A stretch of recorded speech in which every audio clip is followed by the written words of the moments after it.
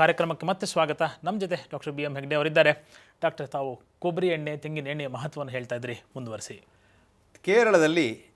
ಕೇರಳದಲ್ಲಿ ಮತ್ತು ನಮ್ಮ ಕೋಸ್ಟಲ್ ಕರ್ನಾಟಕದಲ್ಲಿ ನಾವು ತೆಂಗಿನೆಣ್ಣೆಯಲ್ಲೇ ಹುಟ್ಟಿ ಬೆಳೆದದ್ದು. ಅದು ಕೇರಳದಲ್ಲಿ ಇನ್ನೂ ಹೆಚ್ಚಿಗೆ. ಅಲ್ಲಿಯ ಹುಡುಗಿಯರು ಸ್ನಾನ ಮಾಡ್ತಾರೆ, ಆದರೆ ಸೋಪ್ ಹಾಕೋದಿಲ್ಲ, ತೆಂಗಿನೆಣ್ಣೆಯಲ್ಲೇ ಎಣ್ಣೆ ಹಚ್ತಾ ಇರ್ತಾರೆ. ಅವರ ನೀವು ನೋಡಿದರೆ ಹಿಂದಿನಿಂದ ಆ ಎಣ್ಣೆ ಹಾಗೇ ಇರ್ತದೆ ಅವರ ಸೀರೆ ಮೇಲೆ, ರಾವಕ್ಕಿ ಮೇಲೆ ಎಲ್ಲ. ಅವರಿಗೆ ಒಂದು ಕಾಯಿಲೆ ಇಲ್ಲ, ತಲೆಯಲ್ಲಿ, ಚರ್ಮದಲ್ಲಿ, ಮುಖದಲ್ಲಿ ಒಂದೇ ಒಂದು ಮೊಡವೆ ಇಲ್ಲ. ಯಾಕೆಂದರೆ ಅವರು ತೆಂಗಿನೆಣ್ಣೆಯೇ ಉಪಯೋಗಿಸಿ ಮಾಡ್ತಾರೆ. ಅವರ ಕಾಲು ನೋಡಿದರೆ ನೀವು ಫಂಗಸ್ ಇಲ್ಲ. ತೆಂಗಿನೆಣ್ಣೆ ತಲೆಯಿಂದ ಕಾಲಿನವರೆಗೆ ಮಾಡ್ತಾರೆ. ಇದು ತೆಂಗಿನೆಣ್ಣೆಯಷ್ಟು ದೊಡ್ಡ ಕ್ರಿಮಿನಾಶಕ ವಸ್ತು ಬೇರೆ ಇಲ್ಲ.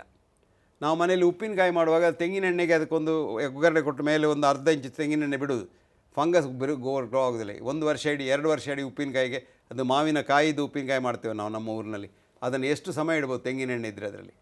ಹಾಗಾಗಿ ತೆಂಗಿನೆಣ್ಣೆ ಒಂದು ದೊಡ್ಡ ಕ್ರಿಮಿನಾಶಕ. ಇನ್ನು ನೀವು ಮನೆಯಲ್ಲಿ ತುಂಬ ನೊಣ ಇದೆ, ನಿಮ್ಮ ಇದರಲ್ಲೆಲ್ಲ ನೊಣ ಬಂದು ಕೂತ್ಕೊಳ್ತೇವೆ ಅಂದರೆ ಅದನ್ನು ಕ್ಲೀನ್ ಮಾಡಲಿಕ್ಕೆ ಫ್ಲಿಟ್ಟೆಲ್ಲ ಹೊಡಿಬೇಕು ಅಂತಿಲ್ಲ. ನೀವು ಆ ಮೇಜಿನ ಮೇಲೆ ತೆಂಗಿನೆಣ್ಣೆಯನ್ನು ಒರೆಸಿಬಿಟ್ರೆ ಸಾಕು. ಒಂದು ತಿನ್ ಲೇಯರ್ ಆಫ್ ತೆಂಗಿನೆಣ್ಣೆ ಒರೆಸಿಬಿಟ್ರೆ ಅದರಲ್ಲಿ ನೊಣ ಕೂತ್ಕೊಂಡ್ರು ಆ ನೊಣದ ಕಾಲಿನಲ್ಲಿದ್ದ ಕ್ರಿಮಿಯೆಲ್ಲ ಅಲ್ಲೇ ಸತ್ತು ಹೋಗ್ತದೆ. ಹಾಗೆಯೇ ನೀವು ಸ್ನಾನ ಮಾಡಿದ ನಂತರ ಬೆಳಿಗ್ಗೆ ಅಥವಾ ಸಂಜೆ ಒರೆಸಿಕೊಂಡ್ರೆ ಚರ್ಮ ಇನ್ನೂ ಒದ್ದೆ ಆಗಿರ್ತದೆ, ಒಣಗೋದಿಲ್ಲ. ಆ ಹೊತ್ತಿಗೆ ನೀವು ಒಂದು ತೆಂಗಿನೆಣ್ಣೆಯನ್ನು ಮೈಯೆಲ್ಲ ಚೆನ್ನಾಗಿ ರಬ್ ಮಾಡಿರಬೇಕು. ನಿಮಗೆ ಚರ್ಮದ ಒಂದು ಕಾಯಿಲೆ ಕೂಡ ಬರೋದಿಲ್ಲ. ಅದಲ್ಲ,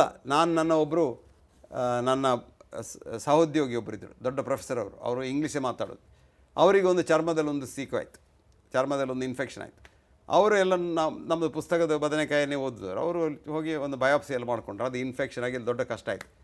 ಒಂದು ದಿವಸ ನಾನು ಅವ್ರು ನೋಡ್ಲಿಕ್ಕೆ ಹೋಗಿದ್ದೆ. ಅವಾಗ ನಾನು ಹೇಳಿದೆ, ನೋಡಿ ಸ್ವಾಮಿ, ಇದು ಸರಿಯಾಗ್ತದೆ, ನಾನು ಇದಕ್ಕೆ ನಿಮಗೆ ಸ್ವಲ್ಪ ವರ್ಜಿನ್ ಕೋಕೋನಟ್ ತಂದು ಕೊಡ್ತೇನೆ.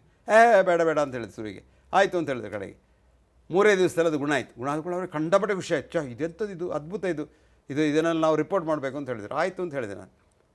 1 ತಿಂಗಳ ನಂತರ ಹೋದೆ ನಾನು, ಒಂದು ರಿಪೋರ್ಟ್ ಮಾಡೋಣ. ಬೇಡ ಅದರೆಲ್ಲ ನಂಬಿಕೆ ಇಲ್ಲ ನನಗೆ ಅಂತ. ಅದು ನಮಗೆ ಬರುವಾಗ ಮಾತ್ರ ನಮಗೆ ಅದರಲ್ಲಿ ಇದಿರೋದು. ನಾವು ನಂಬುವುದಿಲ್ಲ. ಯಾಕೆಂದರೆ ನಾವು ಪುಸ್ತಕ ನಮ್ಮನ್ನು ತಲೆ ಹಾಳು ಮಾಡಿದೆ. ಈ ಪಾಶ್ಚಾತ್ಯರ ಪುಸ್ತಕಗಳಿಂದಾಗಿ ಅದನ್ನೆಲ್ಲ ಓದಿ ನಾವು ತಲೆ ಹಾಳು ಮಾಡ್ಕೊಂಡಿದ್ದೇವೆ. ಈಗಲೂ ಡಾಕ್ಟ್ರ್ ಇದ್ದಾರೆ. ನಾವು ಬೆಂಗಳೂರಲ್ಲಿ ಒಂದು ಟೆಲಿವಿಷನ್ ಡಿಬೇಟ್ ಇತ್ತು. ಒಬ್ಬ ಸಣ್ಣ ವಯಸ್ಸಿನ ಕಾರ್ಡಿಯಾಲಜಿಸ್ಟ್ ತಂದಿದ್ರು ಮಾತಾಡಲಿಕ್ಕೆ.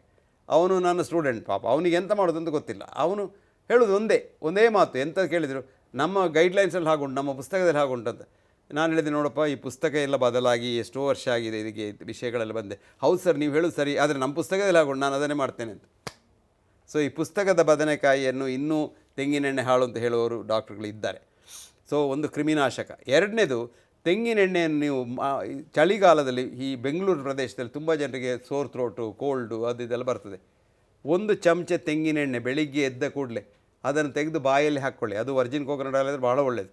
ಅದನ್ನು ಹಾಕ್ಕೊಳ್ಳಿ, ಅಲ್ಲೇ ಇಡಿ. ಆ ತೆಂಗಿನೆಣ್ಣೆ ಅಲ್ಲಿಂದಲೇ ಹೀರಿ ಹೋಗ್ತದೆ, ಅಲ್ಲಿಯೇ ಕರಗಿ ಅಲ್ಲಿಂದಲೇ ಹೀರಿ ಹೋಗ್ತದೆ. ಯಾಕೆಂದರೆ ತೆಂಗಿನೆಣ್ಣೆ ಮತ್ತು ತಾಯಿ ಹಾಲು ಎರಡೇ ಬಾಯಲ್ಲಿ ಡೈಜೆಸ್ಟ್ ಆಗೋದು, ನೆನಪಿಟ್ಕೊಳ್ಳಿ. ಅದಕ್ಕಾಗಿ ಒಂದು ಮಗುವಿಗೆ ತಾಯಿ ಸತ್ತು ಹೋದರೆ ಮೊದಲನೇ ವರ್ಷದಲ್ಲಿ ಆ ಮಗುವಿಗೆ ಬೇರೆ ಯಾವ ಆಹಾರವನ್ನು ಕೊಡಲಿಕ್ಕೆ ಸಾಧ್ಯ ಇಲ್ಲ. ಯಾವ ಫ್ಯಾಟ್ ಕೊಟ್ಟರೂ ಆ ಮಗು ಸತ್ತು ಹೋಗ್ತದೆ. ತೆಂಗಿನೆಣ್ಣೆ ಮಾತ್ರ. ಅಮೆರಿಕದಲ್ಲಿ 60 ವರ್ಷದಲ್ಲಿ ಕೂಡ ಈ ಇನ್ಫೆಂಟ್ ಫೀಡಿಗೆ ಹಾಕೋ ತೆಂಗಿನೆಣ್ಣೆ. ಆ ತೆಂಗಿನೆಣ್ಣೆ ಎಷ್ಟು ಒಳ್ಳೆಯದು ಅಂದರೆ ಅದು ಇಲ್ಲೇ ಡೈಜೆಸ್ಟ್ ಆಗ್ತದೆ. ಯಾಕೆಂದರೆ ನಮ್ಮ ಸಲೈವದಲ್ಲಿ, ನಮ್ಮ ಜೊಲ್ಲು ರಸದಲ್ಲಿ ಇರತಕ್ಕಂಥ ಎನ್ಸೈಮಿನಿಂದಲೇ ತೆಂಗಿನೆಣ್ಣೆ ಡೈಜೆಸ್ಟ್ ಆಗ್ತದೆ.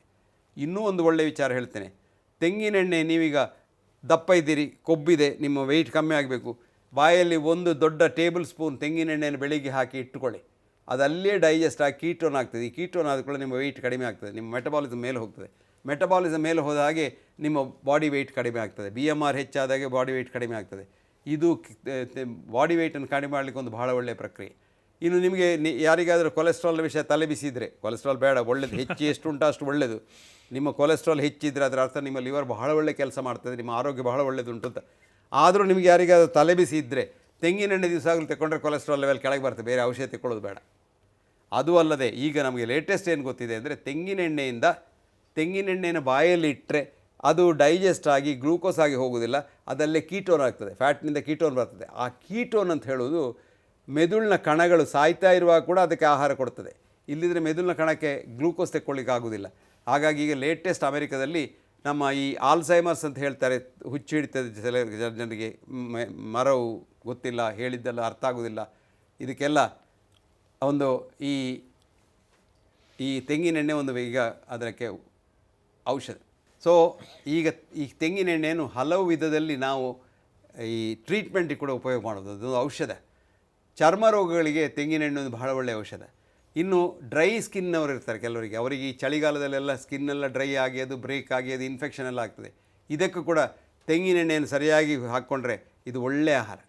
ನಾವು ಅದು ಎಲ್ಲ ಬಿಟ್ಟು ತೆಂಗಿನೆಣ್ಣೆಯಲ್ಲಿ ಇನ್ನೊಂದು ದೊಡ್ಡ ವಿಚಾರ ಏನು ಅಂದರೆ, ತೆಂಗಿನೆಣ್ಣೆಯಿಂದ ನಮ್ಮ ಕ್ಯಾಲರಿ ಇಂಟೇಕ್ ಕಮ್ಮಿ ಆಗ್ತದೆ. ನಾವು ಫ್ಯಾಟ್ ಎಷ್ಟು ತಿನ್ಬೋದು, ಆದರೆ ಅಷ್ಟೇ ಅದು ವೆಯ್ಟ್ ಹೆಚ್ಚಾಗೋದಿಲ್ಲ. ಯಾಕೆಂದರೆ ತೆಂಗಿನೆಣ್ಣೆದ ವೆಯ್ಟ್ ಕಡಿಮೆ ಆಗ್ತದೆ, ಮೆಟಬಾಲಿಕ್ ರೇಟ್ ಹೆಚ್ಚಾಗಿ, BMR ಹೆಚ್ಚಾಗಿ ನಿಮ್ಮ ವೆಯ್ಟ್ ಕಡಿಮೆ ಆಗ್ತದೆ. ಸೊ ಎಲ್ಲ ವಿಚಾರದಲ್ಲಿಯೂ, ಅದು ಆರೋಗ್ಯದಲ್ಲಿರ್ಬೋದು, ಆರೋಗ್ಯವನ್ನು ಪ್ರಿಸರ್ವ್ ಮಾಡೋದ್ರಲ್ಲಿರ್ಬೋದು, ಕ್ರಿಮಿಗಳನ್ನು ಕೊಲ್ಲುವುದರಲ್ಲಿರ್ಬೋದು, ಅಥವಾ ಔಷಧಿಯಾಗಿ ತೆಂಗಿನೆಣ್ಣೆಯನ್ನು ಎಲ್ಲ ರೀತಿಯಲ್ಲಿಯೂ ನಾವು ಉಪಯೋಗ ಮಾಡ್ಬೋದು.